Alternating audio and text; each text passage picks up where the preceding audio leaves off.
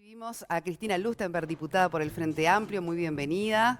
Buen día, gracias a ti por la invitación. Bueno, y justamente veíamos a Villar y recordemos que usted estaba entre las candidatas o posibles candidatas a ser vicepresidenta, pero rápidamente usted manifestaba que no era su objetivo, ¿no? A corto plazo, digamos.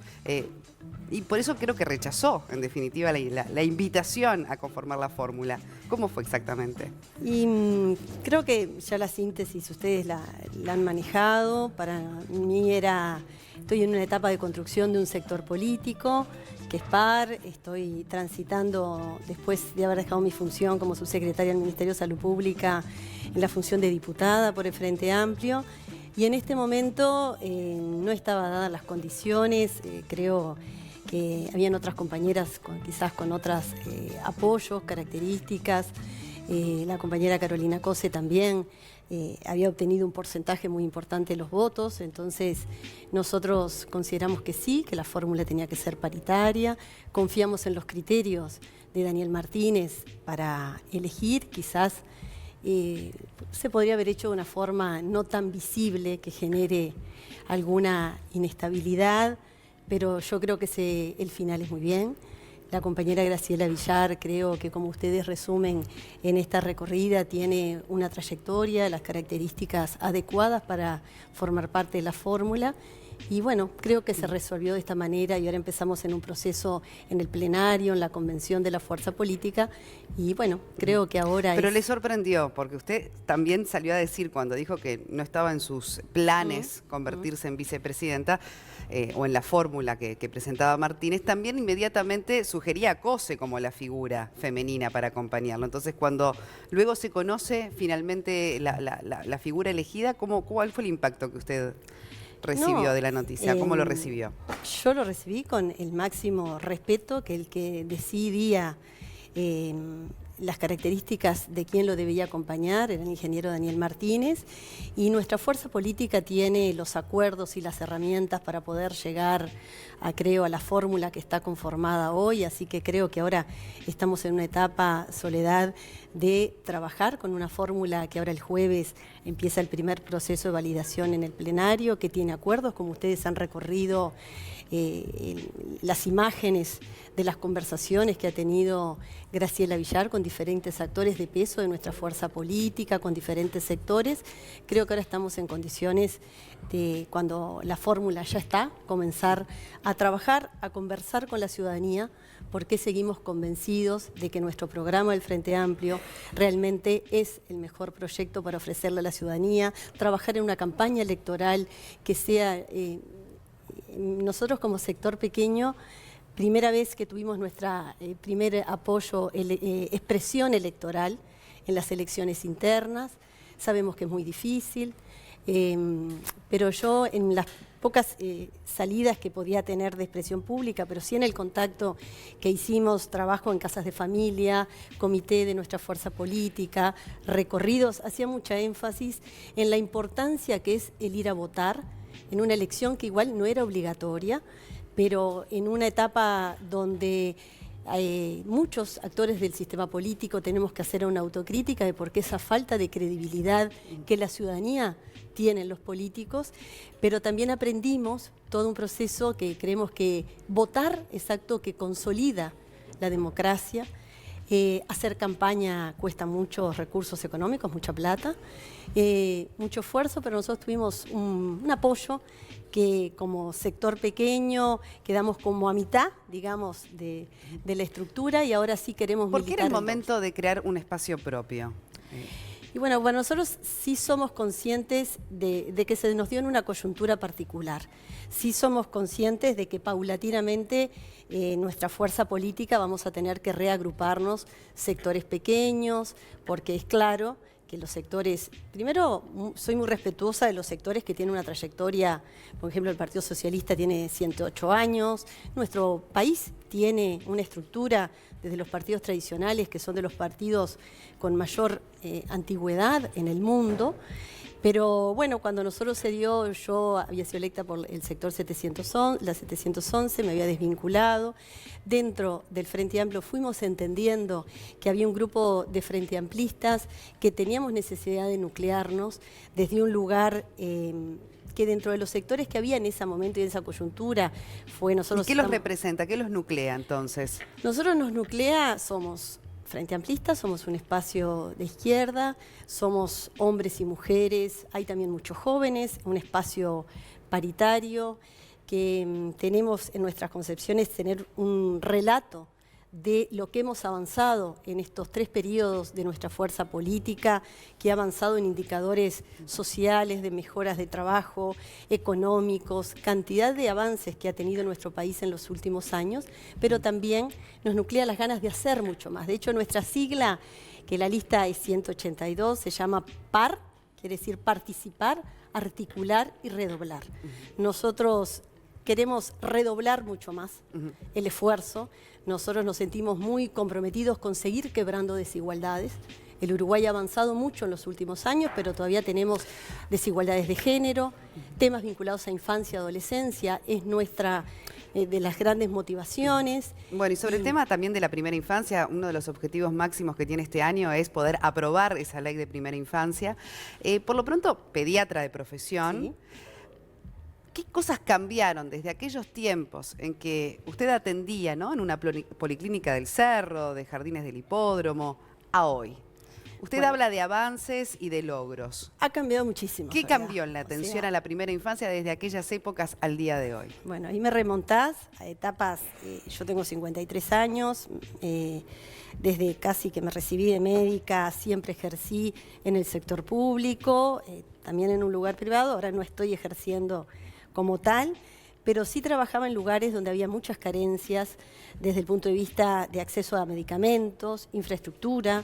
Recuerdo etapas cuando trabajaba en una policlínica del Cerro, cuando en mis últimos años también trabajaba en Jardines del Hipódromo, en policlínicas, lo que hoy es la Administración de Servicios de Salud del Estado, o policlínicas también municipales, que ahí tenían una infraestructura mejor, pero realmente a veces desnudar a un recién nacido, no teníamos ni calefacción, estufa, no el equipamiento adecuado.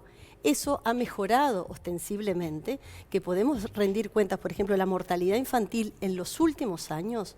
En el año 2002-2003 nosotros tuvimos, todos sabemos, una crisis socioeconómica muy importante que repercutió en indicadores de pobreza muy altos y históricamente nuestro país, en cada situación de crisis, los más afectados son los niños más pequeños y los adolescentes, y sobre todo los sectores de mayor vulnerabilidad.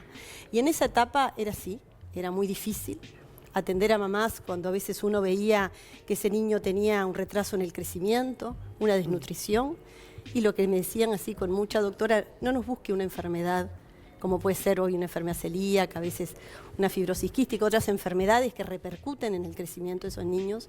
Nosotros lo que tenemos es hambre, y eso es así. Mamás que unos veían muy adelgazadas porque realmente lo poco que tenían en esa etapa para comer lo daban a sus hijos. Doctora, no nos mande al Pereira porque quizás con esa plata es lo que comemos hoy. Los médicos trabajamos en condiciones de mucha inestabilidad laboral.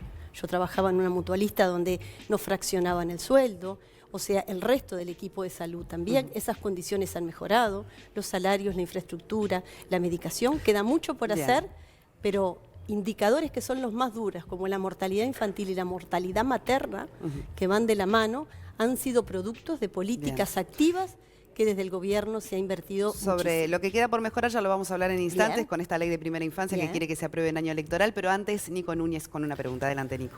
Cristina, buen día. Buen día. Bienvenida. Me quedo para hablar del tema político, igual después lo vamos a retomar. Entre otras cosas porque quiero preguntarle acerca de si eventualmente hay una alianza o no con Álvaro García, que anunció su desvinculación de la Oficina de Planeamiento y Presupuesto, no en el cargo, sino como integrante del Partido Socialista, y que eventualmente se menciona que puede llegar a tener una alianza electoral con usted. Pero sobre el tema de la ley de primera infancia, ¿ha avanzado más lento de lo que usted esperaba? Porque en realidad hace ya varios meses, por no decir casi un año, se informaba acerca de un entendimiento, o por lo menos que los grandes acuerdos entre los sectores políticos existían. ¿Por qué todavía está ahí en veremos? Sí, estamos lentos.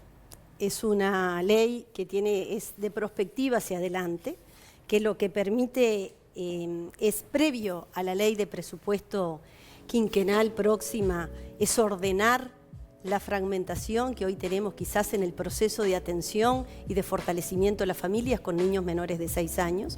Entonces requiere un reordenamiento del Estado, donde tomemos lo recorrido estos años, pero pongamos en el centro cada niño y su familia de todos los sectores socioeconómicos, y desde ahí el Estado organiza sus prestaciones, tanto de salud como desde las prestaciones que otorga el Banco de Previsión Social, los programas que trabajan en la órbita del Ministerio de Desarrollo Social, las competencias que tiene el INAU, el acceso a la vivienda que requieren esas familias, reordenar las licencias parentales que hoy se han trabajado y avanzado dentro de la órbita del sistema de cuidados, pero tenemos mucho todavía para mejorar en cobertura, en calidad, en cantidad de cosas que tiene con las licencias parentales. Entonces, el Uruguay, el tema, primero, que yo aprendí desde mi lugar en el Ejecutivo y en otras funciones en el Legislativo, llevan más tiempo. Todavía nosotros como fuerza política se generó una bancada bicameral entre diputados y senadores de nuestra fuerza política para poderla trabajar de forma ágil, que donde tenemos los equipos jurídicos nuestros han trabajado, viendo que no toca competencias de instituciones que ya están, del INAU, del Ministerio de Desarrollo Social, pero todo lo que tiene que ver con reordenar el Estado, con dar... cambiar cosas que se vienen haciendo hace muchos años no nos es fácil a los uruguayos, y estamos trabajando dentro del sistema político y dentro de nuestra bancada para ver en qué, por ejemplo, hemos corregido cosas de redacción de la ley, en algunas etapas que quizás podría tener alguna competencia con competencias que tiene el Poder Ejecutivo, pero estamos trabajando. Mañana retoma la bancada bicameral para tratar de agilizar una ley que para nosotros en un año electoral y que entre otras es muy cosas importante. También abarca todo lo que es tratamientos integrales para determinadas afecciones que son muy costosas hoy, ¿no? Determinados diagnósticos que pueden tener nuestros hijos y que quizás hoy no tienen esa cobertura total, ¿no? En el tratamiento de esa situación. Es así, es una ley que lo que hace es que pone en el centro cada uno de los niños. Entiende, un niño que tiene un trastorno del aprendizaje y hoy esa familia no lo tiene cubierto ni por el sistema de salud, o los papás no son beneficiarios del poder Banco de acceder a la Previsión cobertura social, un niño que tiene un trastorno del desarrollo, o sea, lo que pone es en el 100% a cada uno de los niños, y el Estado activa de forma eficiente y no quizás hoy fragmentada como tenemos las prestaciones. Y toca intereses, eso que decía Nicolás es así, o sea, yo tengo experiencia de estar en el Poder Ejecutivo, ahora de trabajar acá, y a veces se tocan intereses, se tocan instituciones, y eso genera algún tipo, pero yo confío que vamos a avanzar. Ahora, ¿qué pasa con año electoral y promesas? Porque qué difícil también no caer en algunas situaciones demagógicas cuando se habla de algo tan importante para la gente como es la salud. Hemos visto promesas que, por ejemplo, han generado en esta primera parte, ¿no?, con las internas, gran debate, discusión, cruce de acusaciones que referían a temas de la salud, como una tarjeta, ¿verdad?, para jubilados en temas de medicamentos. ¿Cómo se aborda el tema de la salud, que a usted tanto le importa, además como médica, como pediatra, en año electoral, sin generar falsas expectativas, en definitiva, en la gente, ¿no? Y bueno, eso se aborda, Soledad, con mucha responsabilidad política. De hecho, nosotros en cada una de las acciones, yo fui viceministra de Salud, traté de tener muy buen diálogo en conjunto con el ministro, con actores del resto del sistema político, porque hay pocas cosas tan sensibles para cada uno de nosotros como la salud. Cualquiera de nosotros sabemos que tener a alguien enfermo, nosotros pasar por un proceso de enfermedad, genera una sensibilidad muy importante, no solamente la salud como un derecho, y para eso hay que tener mucha responsabilidad. Uno no puede prometer cosas así como tú decís de forma demagógica, y más con muchas de las coberturas que ya están dentro del Sistema Nacional Integrado de Salud. Que hoy hay que mejorar muchas cosas en calidad, en tiempos de espera, es real, ¿ah? Pero es una reforma a un sistema de salud que ha generado un acceso universal. Cuando uno va al exterior, cuando uno va a otros lugares, ahí es cuando a veces percibimos cómo en el Uruguay, en los últimos años, la reforma del sistema de salud nos ha garantizado determinadas prestaciones, y todo lo que vamos avanzando tiene que estar costeado, pensado en las personas y con mucha responsabilidad. Entonces sí, yo desde mi modesto lugar trabajo para que en determinados temas tengamos acuerdo y en campaña política no hagamos un uso demagógico de promesas que para la gente tienen ¿Le mucha preocupa el sensibilidad. acceso a los medicamentos de alto costo que muchas veces terminan en procesos judiciales para que ese paciente pueda hacerse con esa medicación? ¿Qué pasa con esa situación que afecta a algunos uruguayos y que además siempre es noticia porque muchas veces hasta cuando la justicia falla a favor del paciente ya es demasiado tarde? Sí, eso es un proceso que se viene abordando hace años. Ustedes saben que había algunas prestaciones que antes del 2005, el Fondo Nacional de Recursos, hoy en nuestro país, realmente es una garantía en acceso a medicaciones de alto costo o de alto precio, porque ahí pasamos, bueno, ahora se definen de alto costo, porque imagínense, cuando yo fui subsecretaria, empezamos negociando con la industria del medicamento medicaciones de $80.000 y hoy se compran por menos de $7.000. Imagínense qué margen de ganancia también hay en muchas de las medicaciones. Con respecto al acceso, se han incorporado el año 2005, cada vez más uruguayos se han beneficiado de medicaciones de alto precio que requieren un análisis económico, que requieren un impacto, y eso no quiere decir que todavía no nos falte incorporar. Lo que no podemos perder nunca es la sensibilidad, para esa persona es el 100%. Hay medicaciones que, fíjense, Inglaterra, cantidad de sistemas de salud del mundo tienen que evaluar mucho la incorporación de algunos medicamentos porque estamos hablando de muchísimos recursos económicos. Nosotros, en estos años, hay algunas prestaciones que se incorporaron antes del 2005, pero el sumo, la mayoría de las prestaciones de medicamentos, sobre todo comenzó a partir del 2005, de procedimientos de alta complejidad y cada vez más. Ahora hace poco una medicación de un medicamento biológico para la psoriasis, cada vez más el Ministerio de Salud Pública y el Fondo Nacional de Recursos, con evaluación de la parte de tecnología, se incorporan mayor medicamentos. Quedan algunas cosas, le pongo por ejemplo los implantes cocleares, hay cantidad tanto de procedimientos como medicación que hay que ir revisando cada vez más el impacto, porque para cada persona que lo precisa es el 100%, requiere mucha seriedad del equipo médico en cuando uno indica una medicación y mucha sensibilidad con cada una de las personas que lo requieren. Bien, Leo Lorenzo tiene una pregunta también para usted. Adelante. Sí, buenos días, Cristina. Buen día. Recién hablabas un poco sobre tal vez la desprolijidad, ¿no? en el tema elección de la vicepresidenta del Frente Amplio, ¿no? En esa recorrida de la cual de alguna manera usted fue uno de los nombres que estuvo en esa danza pública, ¿verdad? ¿Qué opinión le merece el encuentro público de Carolina Cose y Graciela Villar, que fueron obviamente las protagonistas de la semana pasada? Quizás, ahora el término desprolijidad, yo lo traté de decir que no me parecía desprolijo, sino quizás la visibilidad que tuvo involucrando cada uno de los o referentes que teníamos reuniones con Daniel Martínez. Y me parece una cosa muy buena el encuentro de dos figuras políticas, dos mujeres en el sistema político que ocupan y van a ocupar lugares de relevancia en nuestra fuerza política, que al no tener un contacto de trabajar en algunas áreas quizás juntas, se conozcan y decidan conversar de cómo van a encarar en una campaña política. Yo creo mucho en los contactos, las personas.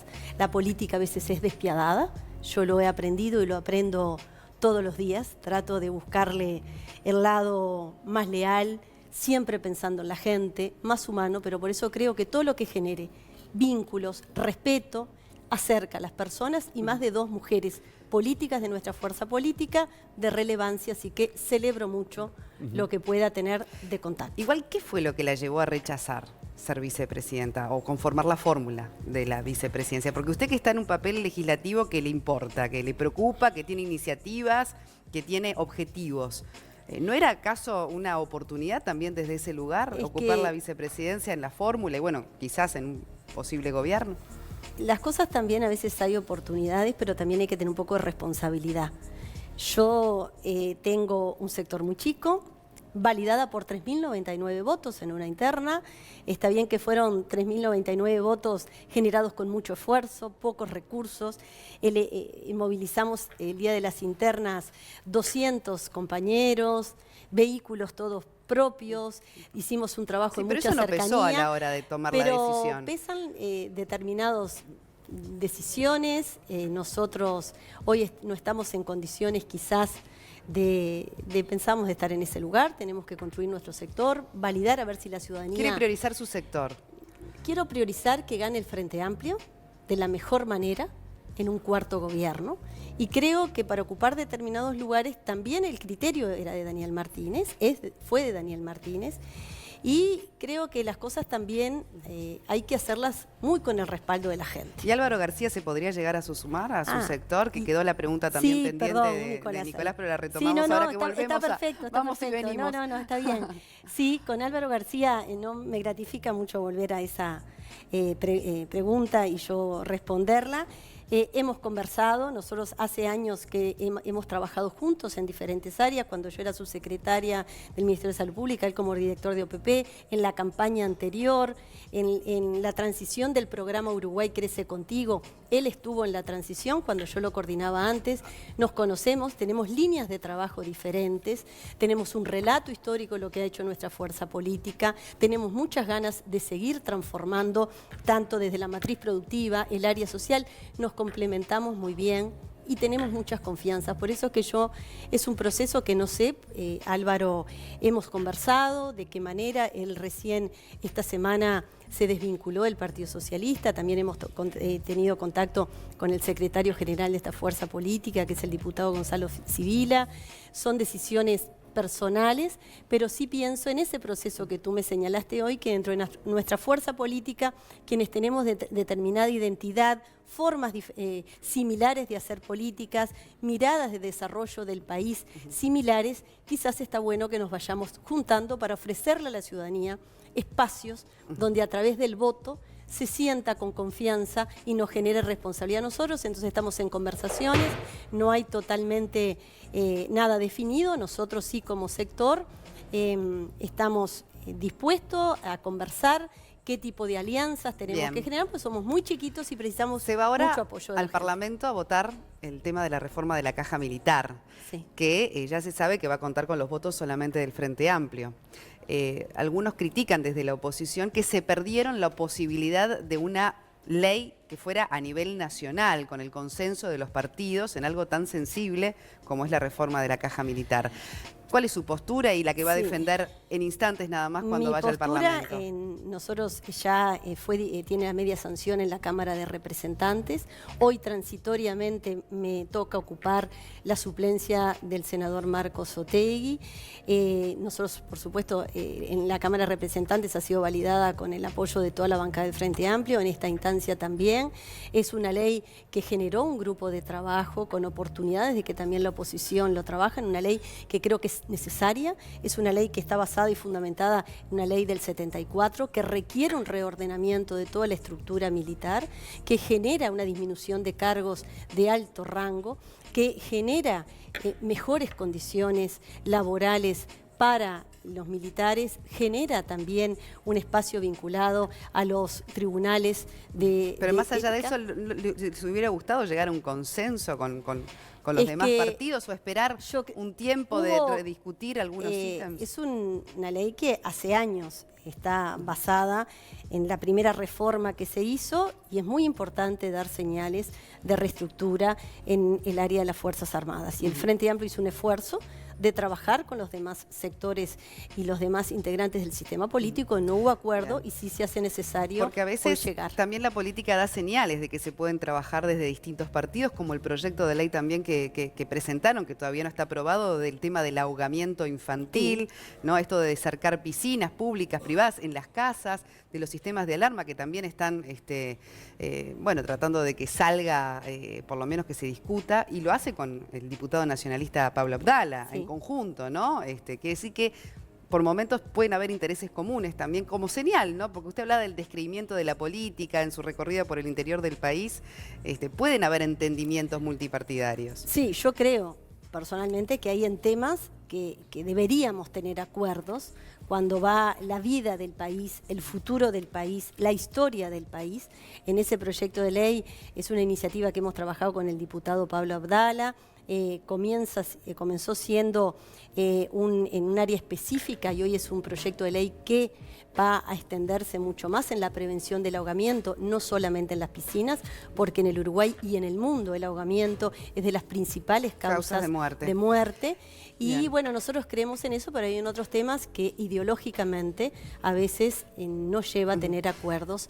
Por dentro. último, porque el ¿Sí? tiempo la lleva al Parlamento en instantes nada más, la última pregunta que quisiera hacerle es el tema de las mujeres y la política, ¿no? De esto que se vio tan contundente de que en algunos partidos la fórmula debía ser paritaria.